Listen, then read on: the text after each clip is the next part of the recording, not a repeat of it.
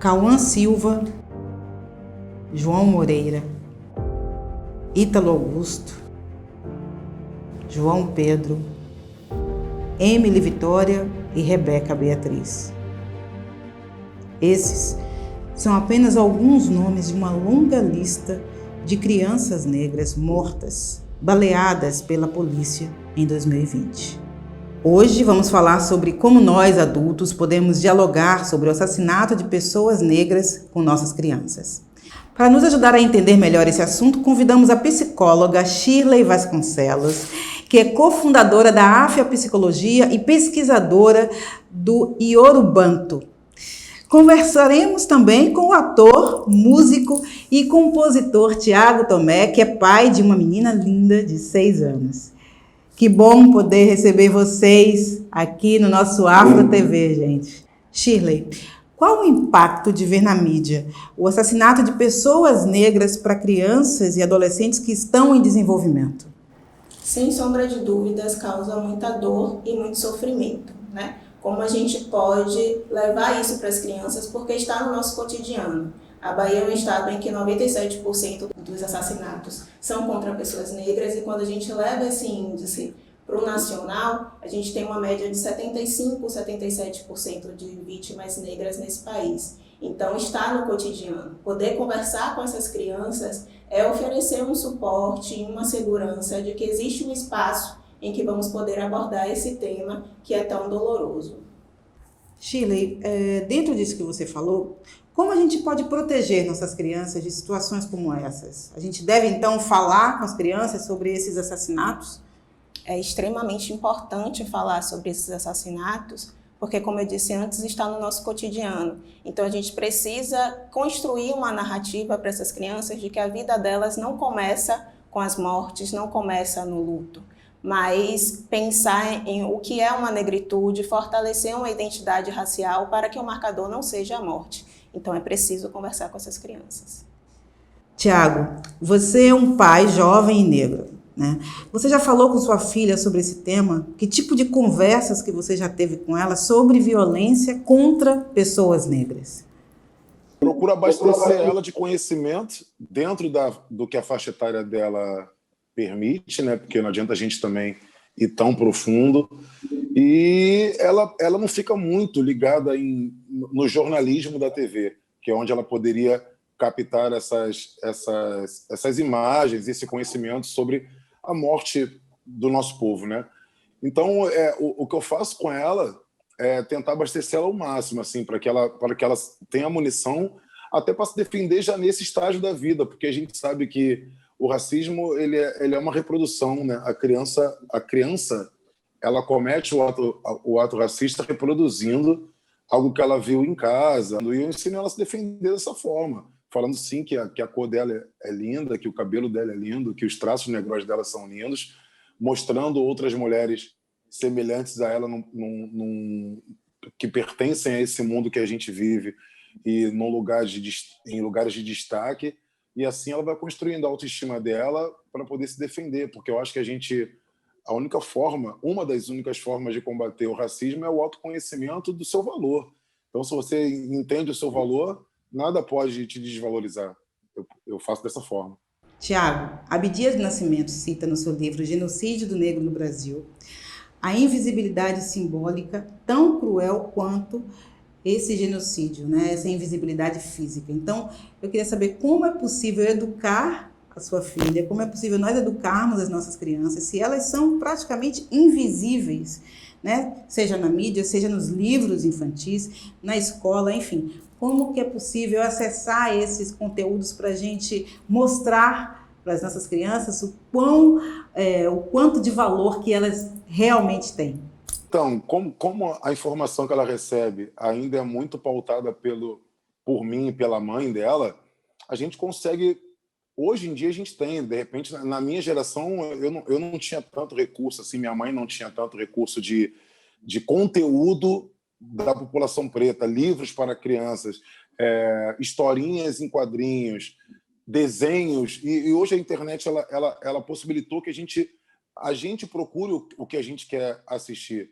mas eu acho que a galera que consome também, ela tem que buscar, porque é uma roda, sabe? Se o povo preto começar a buscar conteúdo preto na internet, as grandes mídias vão entender que a gente está consumindo sim. O nosso povo já consome 1 trilhão, sabe, de reais ano de insumos. Então, assim, se a gente continuar consumindo mais e mostrando realmente o que a gente quer, a gente consegue mudar essa esfera a âmbito midiático de TV e cinema e afins.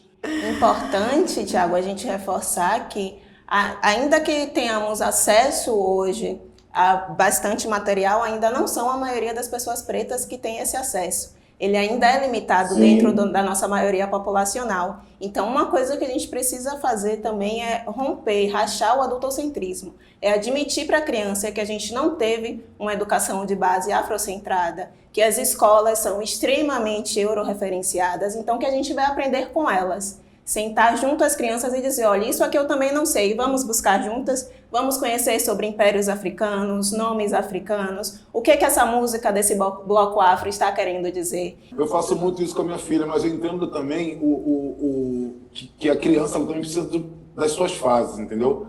E minha mãe diz uma coisa muito importante para mim, que criar filho não tem receita de bolo. Cada filho vai ser criado de uma forma, dentro do seu entendimento dos seus pais, dentro do conhecimento dos seus pais, e daquele universo que o cerca, que cerca essa criança, entendeu?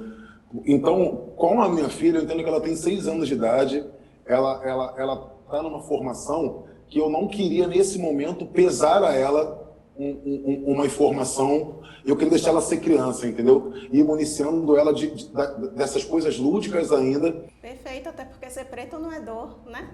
Perfeito. Exatamente. É valor, é valor. E só fazendo uma correção, nós consumimos quase 2 trilhões por ano. Né? A última pesquisa são 1,6 trilhões por ano. Então a gente consome e muito. Sim. Né? O nosso corpo, a nossa história, a nossa cultura tem muito valor, sim. Então, Shirley, é delicado, né? Porque esse é um assunto que faz parte da nossa realidade, né? Mas também traz a memória de uma situação muito chocante. Existe, ou qual é a idade ideal para a criança começar a entender sobre essas questões? Saiu, inclusive, tem uma página chamada Infância Sem Racismo, e eles divulgaram dados de uma pesquisa em que apresenta sobre os níveis de desenvolvimento, cada idade, assim, para a gente ter certos tipos de conversa, né? De 4 a 5 anos, as crianças já reconhecem seus semelhantes e não só isso, reproduzem o que os adultos que a cercam fazem também. O que eu gosto de pensar é, desde a primeira infância, a criança precisa receber imagens, reforços positivos de uma negritude. Para quando chegar um momento de conversar, que aí vai ser contextualizado, vai ser referenciado ao repertório da família, conversar sobre isso com a criança causa dor aos adultos também. A gente não gostaria de precisar conversar sobre isso, não é? Então, quando o adulto também se sentir preparado para ter uma conversa e suportar, escutar as dúvidas dessa criança, os medos dessa criança, aí chegou a hora. E escutar de uma criança que ela foi vítima de racismo em idade escolar, por exemplo. Escutar de uma criança que ela está com medo porque a primeira vez que se viu representada na televisão foi com uma semelhante sendo assassinada. Isso causa muita dor. Então a gente precisa estar aberto para isso também. Perfeito. Tiago, seus pais, indo um pouco para a sua infância, né? Falaram sobre esse tema com você quando você era criança. Como foi essa conversa? Como foi essa descoberta para você, né? E qual a diferença para o diálogo que você tem com a sua filha? E o diálogo que seus pais tiveram com você? Eu sou privilegiado porque eu sou filho de uma professora preta que tá dentro da rede municipal do Rio de Janeiro. Hoje ela trabalha na CRE, que é a Coordenadoria Regional de Educação aqui do Rio. Sempre praticou uma educação antirracista antes disso ser moda. Desde a década de 70 minha mãe faz isso. E o meu pai foi militante, foi membro, meu pai de Duque de Caxias, da Baixada Fluminense. Ele foi integrante, fundador do Instituto Martin Luther King lá em Caxias. Então, assim, a minha casa, apesar de ser carioca, a minha casa, as festas eram regadas com os discos do Ilê Aie Então, assim, eu tive uma infância muito regada a uma negritude positiva. Por mais que eu morasse na Baixada Fluminense e visse meus irmãos ali, muitas vezes, caído na rua, porque a gente, na Baixada Fluminense, ainda hoje é um local que a violência domina muito aquele local ali. Eu via isso, mas eu tinha um lado mega positivo. A minha família é muito grande, então é uma família preta muito grande, então sempre teve muito sorriso, muita alegria, muita festa.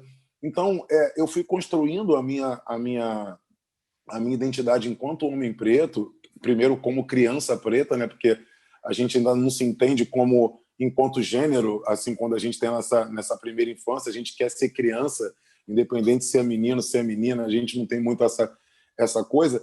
Eu fui me entendendo assim como que ser preto era legal, sabe? Eu só fui encarar mesmo de frente a mazela do racismo e as suas facetas assim quando eu já era adolescente, com 14 anos, 15 anos, assim que eu fui entender. Mas aí eu já estava muito municiado, sabe? Eu já estava muito entendendo. Então, quando a pessoa fala, você é feio, eu falo, feio é você, sabe? Entendeu? Então, isso não me afetava. Eu falo mesmo, o racismo, claro, ele nos atinge, ele nos perpassa, mas se você tiver uma base muito sólida, você vai...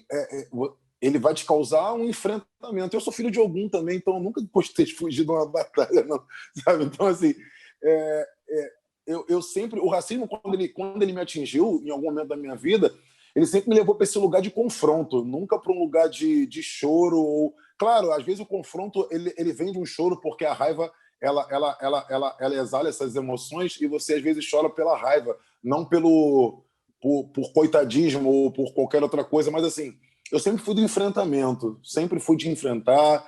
Eu já, erroneamente, mas eu já combati racismo com agressão.